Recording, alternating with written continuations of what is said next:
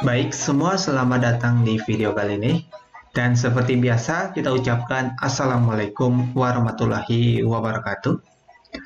Jadi pada video kali ini, kita akan membuat atau melakukan yang namanya teknik refactoring, di mana tujuan dari teknik ini adalah membuat source kode kita menjadi lebih clear atau rapi, sehingga juga mempermudah kita dalam membaca kode kita.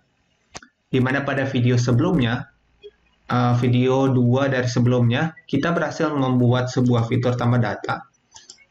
Fitur ini digunakan untuk menambahkan postingan yang kita punya. Di sini cuma 3, kalau kita melakukan insert data, kita sebut saja barangnya adalah gelang. Harganya 5.000 dengan stok 20 biji. Suppliernya kita sebut saja namanya Siti. Dan kalau kita simpan data, dipastikan bahwa datanya berhasil dikirimkan. Jadi problemnya di sini bukanlah fiturnya, melainkan cara penulisan kode kita di sini.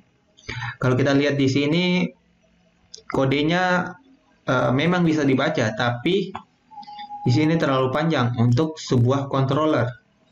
Oleh sebab itu, kita harus melakukan refactoring pada kode ini. Oke, langsung saja. Jadi seperti biasa, jalankan exam kita untuk Apache dan juga MySQL. Kemudian server kita jalankan di bagian front end. Dan jangan lupa jalankan di browser tentunya. Oke, kita refresh. Oke, aman. Jadi di sini kita akan melakukan refactoring. Yang ini kita matikan. Kita buat kondisi baru. Di sini kita tes dulu. Kita buat dulu kondisi. Jika terdapat pos, maka jalankan fungsi ini. Kurang lebih seperti itu. Di sini kita bisa tulis up request is post. Ini akan mengembalikan nilai true jika di halaman kita terdapat sebuah data atau post. Data post yang dikirimkan di halaman ini. Jika tidak ada, maka dia akan menjalankan di else-nya. Untuk else-nya mungkin tidak perlu kita buat. Oke. Kemudian di sini kita kasih buat kondisi yang sama dengan ini. Oke, kita buat kondisinya adalah if jika modelnya di load. Maksudnya apa? Di load ini artinya kita akan mengirimkan data post yang kita punya ke dalam model kita. Model ini yaitu model barang. Kita akan melempar ke sini data post kita, jadi data postnya akan dikelola di modelnya. Oke, jadi di sini kita bisa tulis adalah isian dari postnya, yaitu up request post. Oke. Kemudian kita buka kurung berawal, dan jangan lupa di sini bukan cuma datanya di load di model, tapi kita perlu menjalankan juga fungsi insert data. Jadi kita tambahkan di sini kondisi lainnya, yaitu dan. Kondisinya adalah jika model dijalankan fungsi yang namanya insert data. Untuk fungsi insert data ini kita belum buat. Oke, belum kita buat. Untuk namanya juga bebas, kita mau pakai bahasa Indonesia juga bisa. Misalnya menambah data saja. Oke, menambah data atau plus data, sembarang lah nama fungsinya. Oke, ini postnya sudah dikirim di modelnya. Kemudian fungsi nambah datanya sudah ditambahkan. Dan jika berhasil, kita fardam saja. Misalnya kita fardam data berhasil disimpan. Ini lihat, ini bukan kapital tapi huruf kecil. Kemudian else, berarti jika dia gagal, maka coba kita fardam apa errornya. Tulis model errors. Oke. Jangan lupa kita kasih die aja. Oke, kemudian kita refresh ini. Lihat fungsi yang ini tidak dijalankan. melainkan dia langsung ke else-nya, yaitu langsung return ini modalnya, return view-nya, render. Di barang kita buat fungsi yang namanya public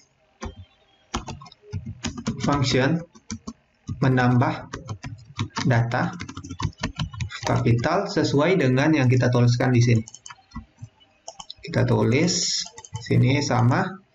Kemudian di sini kita akan lakukan validasi. Jadi kita tulis if jika this itu jika modelnya ini divalidate atau divalidasi, maka ingin ditampilkan apa atau ingin dikembalikan apa. Atau kita bisa tulis di sini adalah tanda seru, artinya jika modelnya tidak divalidasi, maka kita return null. Oke, supaya dia mereturn di false-nya di sini. Supaya yang ini tidak dijalankan, melainkan yang di else-nya. Oke, kemudian yang tadi kita buat modelnya. Modelnya adalah new dari model barang ini. Sama persis kok dengan yang di sini. Kita buat modelnya. Jadi di sini kita tulis nama modelnya adalah barang. Dan kita simpan ini di atasnya. Karena yang ini, validate ini, yang divalidasi adalah model yang di sini. Jadi ini mesti taruh di atasnya. Kemudian kita isi, kita coba saja vardam apa isi dari this ini sebenarnya. Coba kita buat saja seperti itu. Coba kita buat, kemudian yang ini, coba kita matikan if-nya, kita lihat dulu apakah fungsi dari menambah data ini jalan. Coba kita vardam dari menambah data. Isinya apa? Kalau kita itu tambah data, masukkan sembarang dulu, harganya juga sembarang, stoknya juga, simpan. Lihat tadi kembalinya null. Kalau kita die di sini, kemudian refresh saja, lihat di sini null data. Kenapa? Karena kita belum melempar datanya ke modelnya. Sebelum kita menambah data, kita harus melempar dulu post yang kita punya ke dalam model ini, supaya nanti post yang kita punya ditampung di variabel di sini. Jadi yang ini, fungsi yang ini kita simpan di atasnya. Kemudian kasih titik koma. Oke, begitu aja. Kurang 1. Oke. Kemudian refresh, ulang, coba masukkan dulu datanya, kita masukkan harganya juga, stoknya, kemudian ID suppliernya, simpan. Lihat di sini, kita sudah punya variabel this yang dimana isinya ada nama barang, kemudian harga, stok, ID supplier, sesuai yang kita tuliskan di post tadi. Jadi yang ini, di sini kita bisa lakukan buat tadi. Kita isi satu-satu kurang lebih seperti ini. Jadi yang ini pertama kita ambil modelnya. Atribut yang pertama adalah nama barang. Kita isi dengan this. Ingat, this itu isinya adalah data post kita. Yang ini ada nama barang, harga, stok, sampai seterusnya. Jadi ini kita bisa panggil adalah nama barangnya. Kemudian selanjut ke stok. Kita isi dengan this stock. S-nya kecil, ini kita mati. Kemudian model kita ambil lagi yang namanya harga. Kita isi dengan this harga. Oke, kemudian kita tulis lagi model. Terakhir adalah ID suppliernya. Kita isi dengan this ID supplier. Dan yang terakhir kita kembalikan nilai. Kita akan save dia modelnya, kita save. Oke, ini akan mengembalikan nilai true jika kita berhasil melakukan insert datanya. Oke, kemudian kita save. Yang ini kita matikan. Kita fardam saja. Ini kita matikan, kita hapus, ini kita nyalakan kembali. Ketika kita meload, jadi ini bacanya pertama kita cek if jika terdapat request berupa post, maka jalankan fungsi ini. Jika tidak, maka jangan jalankan yang ini, tapi langsung ke sini. Oke. Kemudian ini lagi ada kondisinya, jika ada postnya jalan benar. Kemudian jika benar, jalankan kondisi ini, yaitu pertama, lempar data post yang kita punya ke dalam modelnya. Kemudian tambahkan atau jalankan fungsi atau metode menambah data yang ada di model barang ini. Jika benar ini, jika nilainya true ini, true, maka tolong fardam data berhasil disimpan. Jika gagal, coba tampilkan errornya. Oke, kita save, kemudian refresh. Kita buat data baru, misalnya ini boneka beruang. Kita sebut saja harganya 70.000, kemudian stoknya terbatas, misalnya cuma 12. Kemudian ID suppliernya kita anggap sebagai Adin, sebagai penjualnya. Kemudian simpan data, lihat. Data berhasil disimpan. Kalau kita lihat di halaman home, datanya sudah benar-benar tersimpan. Nih, kalau kita bandingkan dengan yang sebelumnya, di sini ada pengurangan baris. Oke, tadi itu terlalu panjang. Jadi yang ini bisa kita hapus karena kita sudah tidak pakai. Save. Kemudian ini sedikit bocoran untuk penggunaan session. Kita akan membuat sebuah flash data. Ketika datanya berhasil disimpan, maka kita tampilkan di sini berupa alert. Oke. Jadi kita contek dulu di Bootstrap versi 4. Kode dari alert. Sorry, jaringannya kita nyalakan dulu. Oke, sudah. Kita buka Bootstrap dokumentasinya. Kemudian buka dokumen, cari versi Bootstrap 4.6, kemudian cari yang namanya alert. Kita akan buat alert dia di tepat di atas post nih, di sini. Jadi yang ini kita copy yang ada tanda silangnya supaya kita bisa silang seperti ini. Kemudian kita masuk di view-nya, kita masuk di view, dia di bagian view, kita tutup dulu ini, kita masuk view, up, namanya adalah index. Kita akan simpan dia tepat di atas postnya, berarti dia di sekitaran sini. Coba kita refresh dulu, bukan di sini. Coba kita buat saja. Coba taruh di sini, apakah pas? Oh, jangan. Ini dia looping. Jadi kita buat saja row baru, kita simpan alertnya tepat di atasnya. Sepertinya kurang pas juga, jangan ditaruh di sini. Kita taruh di atas body contentnya aja. Oke, tepat di bawah modalnya. Ini modal, lihat ini akhirnya, simpan sini. Oke, alertnya akan muncul di sini. Kita tambahkan lagi kelas margin MT3 supaya ada jarak di sini. Tapi di sini kita tidak ingin tampilkan alertnya jika alertnya memang tidak atau datanya belum berhasil disimpan. Jadi kita buat dulu kondisi di sini. Di sini kita set sessionnya.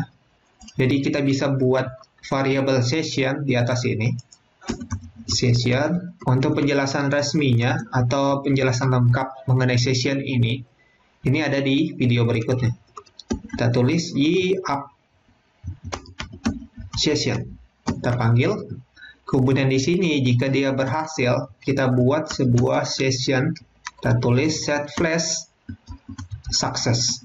Kemudian untuk kalimatnya atau message-nya kita tulis berhasil menyimpan data. Oke. Kemudian yang ini, kalau dia gagal, kita tulis di sini adalah error. Maaf, kita tulis di sini maaf, data Anda gagal disimpan. Ini tambahkan koma. Ini kita tulis berhasil. Oke. Kemudian kita buat di sini tepat di alertnya, kita buat kondisi, kita tulis PXP, kita buat dulu sessionnya di sini, variabel sessionnya sama dengan up session.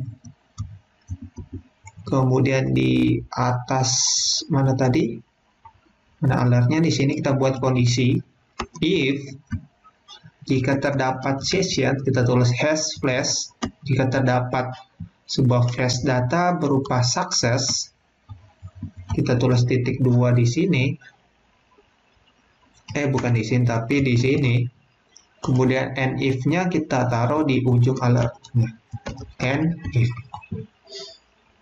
Nah, di sini jika sukses, maka tampilkan yang ini. Kita ganti kelasnya jadi sukses. Oke, jika gagal, kita tulis juga kondisi gagal. PXP if jika terdapat session yang namanya adalah error, maka bukan if di sini, tapi else if. Maka apa? Maka di sini kita tampilkan dia alert gagalnya. Tulis di sini, kita kasih kelas namanya danger.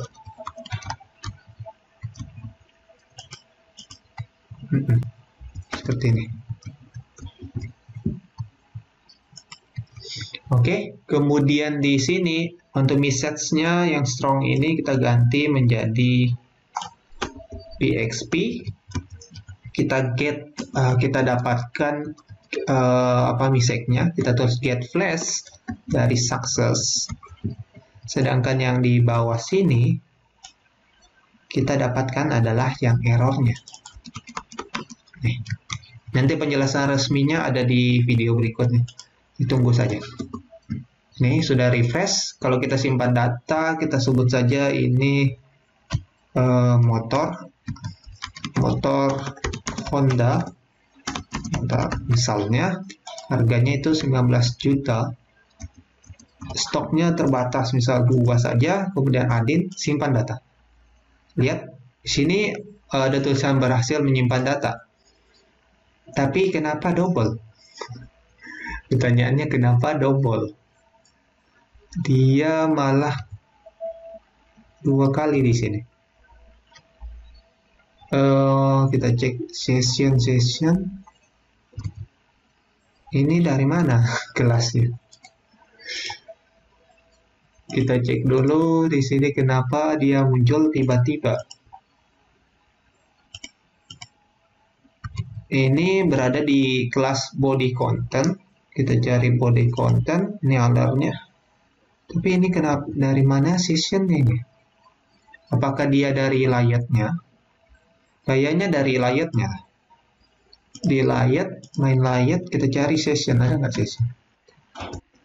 Session. Atau alert, ada nggak? Oh ya, ada alert sih. Jadi untuk halaman home, sepertinya kita perlu matikan yang ini saja supaya muncul cuma satu, jangan di atasnya juga ikutan muncul. Coba kita simpan data. Ini kita tulis kue lebaran, harganya 80.000, stok 2, simpan. Oke, lihat alertnya sudah berhasil dan kita tes jika dia gagal. Jadi yang di sini kita buat saja supaya dia gagal. Kita tulis saja false di sini. Nah, oke, kita simpan saja data sembarang. Misalnya ini, kemudian ini, simpan. Lihat di sini. Maaf, data Anda gagal disimpan. Oke, kita kembalikan seperti semula. Kalau kita masukkan nama barangnya, harga, stok dengan benar. Kalau kita simpan, lihat, berhasil menyimpan data. Dan juga kita berhasil melakukan yang namanya refactoring. Untuk yang ini, mungkin juga bisa dilempar ke dalam modelnya. Kalian sesuaikan saja. Jadi untuk melempar ke model, kita perlu lakukan load di sini. Dan proses refactoring kita sudah berhasil lah. Oke, mungkin cukup sampai di sini video kali ini. Jika ada kurangnya, tolong dimaafkan. Dan jika ada pertanyaan atau error, silakan tuliskan di komentar. Terima kasih.